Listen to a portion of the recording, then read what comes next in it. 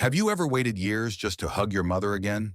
Or watched your child grow up over video calls because a visa delay kept you oceans apart? In 2025, that wait may have just become longer and far more painful. The UK has quietly introduced new immigration rules that are changing everything, especially for families dreaming of reunification. These changes are not just numbers on a paper. They are rewriting the future of real people. People like Fatima, a frontline healthcare worker who has spent years serving the NHS.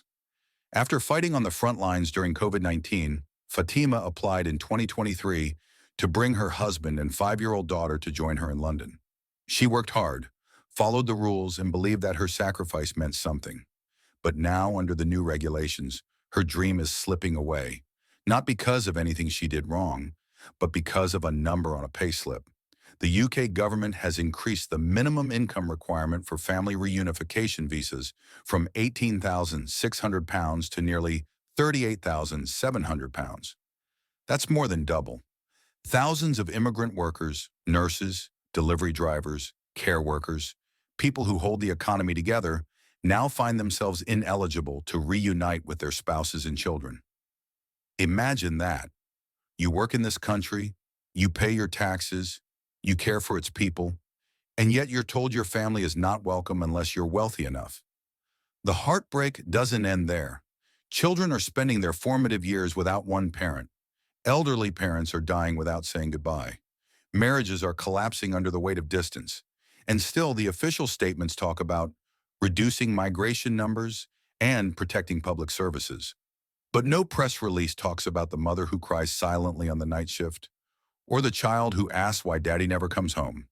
These rules, while legal on paper, are tearing apart the moral fabric of society. And the worst part? Most people don't even know it's happening until it's too late. Many families applied for reunification last year, thinking they were safe. But changes were announced suddenly and implementation was swift. Overnight, thousands of applications were either delayed, rejected, or pushed back into uncertainty. The emotional toll is unimaginable. Fathers missing the birth of their children, mothers missing graduations, siblings separated indefinitely. These aren't isolated cases. They are becoming the new norm.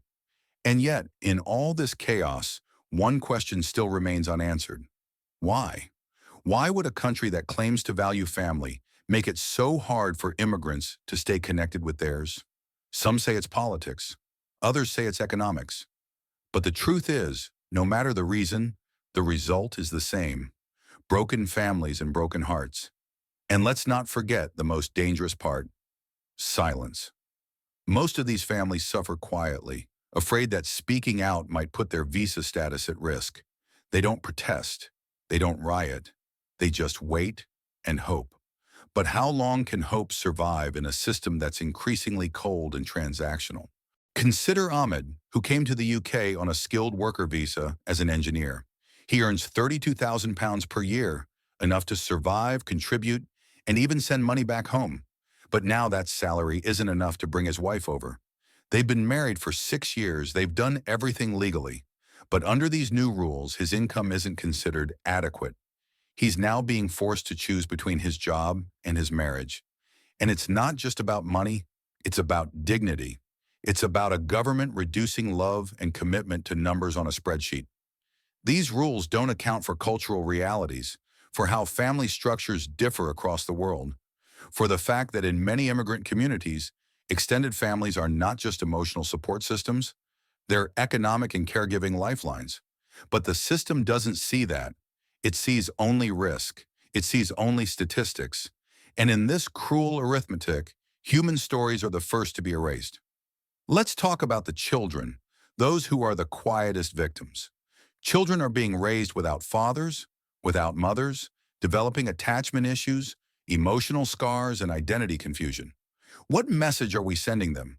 That borders matter more than bonds? That paperwork is more important than parental love? And then there's the hypocrisy. The UK depends on immigrant labor to fill gaps in its healthcare system, its logistics, its social care. These same workers are clapped for during crises, yet ignored when they need humanity the most. We need you, the government says, but not your wife, not your child, not your aging mother. It's a transactional relationship. Serve the system, but don't expect it to serve your heart.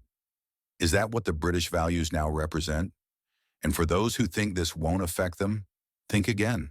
The emotional damage doesn't stop at immigrants. It impacts entire communities, it breeds distrust, it creates a two-tier society where one group is forced to prove its worthiness while the other is born with it. And it doesn't end with families. These policies set a precedent, one that could shape the future of education visas, skilled migration, even citizenship pathways. Once you normalize cruelty in one area, it becomes easier to spread it elsewhere. Meanwhile, people are desperately looking for solutions. Private sponsors, appeal lawyers, second jobs, side hustles, anything to make up the salary gap. But how sustainable is that? How fair is it to ask someone working 60 hours a week to do even more, just to be allowed to hug their own child? The UK once prided itself on fairness, on justice, on being a land of opportunity. But what we're seeing now is a slow shift, a cold bureaucratic system that values control over compassion. And while the rules may not change overnight, awareness can, empathy can, pressure can. If more people speak out, if more citizens ask questions, if the media starts paying attention, change is still possible. So what can you do? First, share this video. Talk about it. Ask your MPs where they stand on family reunification. Support advocacy groups fighting for immigrant rights. And most importantly, if you're affected, tell your story. You're not alone. You're not invisible. And your story deserves to be heard. And finally, if this video moved you, or made you think differently, or helped you understand what families are really going through, please don't forget to like this video and subscribe to our channel. It helps us reach more people. It helps us raise awareness. And it reminds these families that someone, somewhere, still cares. Thank you for watching, and thank you for not looking away.